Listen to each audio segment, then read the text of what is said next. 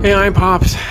More Godzilla talk. That's right. I've been trying to watch more Godzilla because it makes me happy. And this week, I'm going to talk about Godzilla and Destroyah. That's right. This 1995 film, 30 years. And my case is this.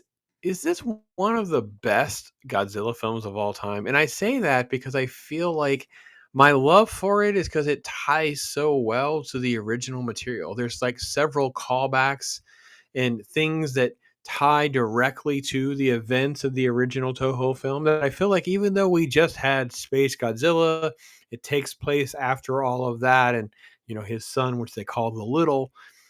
I don't care as much about that, but I like the fact that it feels like an extension as we get through the film a little bit.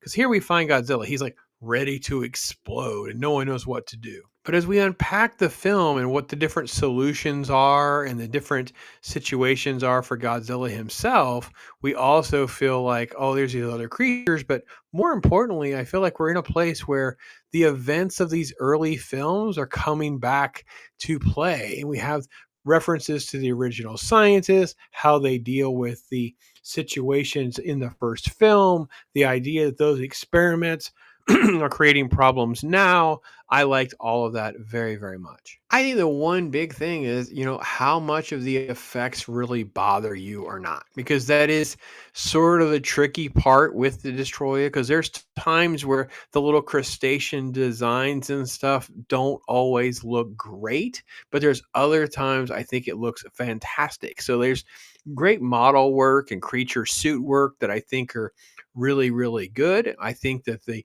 Godzilla himself is actually really quite good. So, yeah, the guy in the suit stuff, but it's done in a context with special effects and stuff around it, fog machines and different cutaways and edits that blended this all really, really well. The human story is okay. I like the fact that they don't exactly know what they're doing. They know there's potentially a nuclear explosion that could happen with Godzilla if he's, presumably going to go thermonuclear and detonate, and that could actually cause like a nuclear meltdown, and that we could basically trigger some sort of issue with, all of Earth's core or something. I don't know that I really kind of bought the scientific jumbo mumbo nonsense that they were trying to go for here, but I felt like for the most part, the characters believed it, and that made it kind of fun to watch. And of course, when they go to take down Godzilla and we do all of that, I think this is what was teased in the original footage when this actually dropped in panic. Oh my gosh, they're actually going to take out Godzilla. And I think what was nice was that there is sort of like a pleasant surprise with sort of bait and switch this battle with this other kaiju. And then we also have sort of like the introduction of, Godzilla Little, who becomes the new Godzilla pretty much. So I think that it's probably just a combination of the things that you love about Godzilla being done good, and that you have some great appreciation of what and stuff that it came from. It allows for you to have a really good time watching it. Overall, the tiebacks and callbacks to the original movie, I think, makes it a little bit more nostalgic love for me. But I totally get the fact that I'm just totally a Godzilla. I mean, I just loved all these sequences. I think that visually, this didn't feel as cheap or cheesy or cheeky as many, many other versions. I don't hate on Godzilla vs. Kong or Space Godzilla or when he's battling many of the other kaiju that are in the Godzilla verse, but I don't know. For some reason, this one actually does resonate and does very well for me. And I don't know that I grade these movies all super well. Like, I don't think that I think Godzilla minus one may be among the best, if not the best, because it's sort of like the modern update of everything. It doesn't do anything that undermines what came before it. It just kind of enhances it. So is it better than the original or not? I just feel like we're kind of like right there with those two. And this film is kind of clumped together with several others that just do a pretty good job of making us feel like we're kind of part of something that is worth watching. Like we feel like we're part of this journey with these folks that are being attacked and caught up in the middle of other attacks between kaiju. And I feel like Destroya does that on very, very well. So for me, I'm going to rate this very, very strong. Probably surprise some of you who don't like these movies. And I totally understand you can make your case. I think the overuse of CGI and some of the stuff that they're doing now has created a problem for them grounding it where it feels more tangible. And Godzilla minus one seemed to like perfectly find that balance.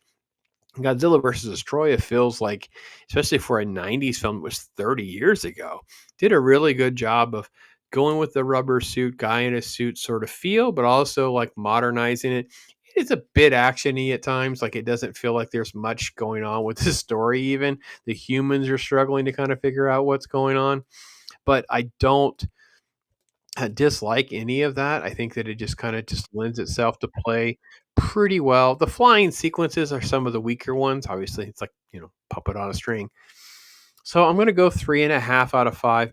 Totally biased on that. Probably 3 out of 5 is probably fair. But I felt like it was very rewatchable and enjoyable. None of the human performances were really like weird or took you out of the moment either, which is kind of one of the problems with some of the other films where the humans are so bad that you're just drawn right out of it, almost like you want to laugh at what's going on instead of try to take it serious, because the characters in the movie should be taking this serious, but when they act so goofy and weird, or they do things that are so ridiculously stupid, you're rooting for them to die or whatever, or you don't care if they live or die. You don't see yourself in those predicaments. You're not asking, how would you survive? That's when they're doing something completely wrong.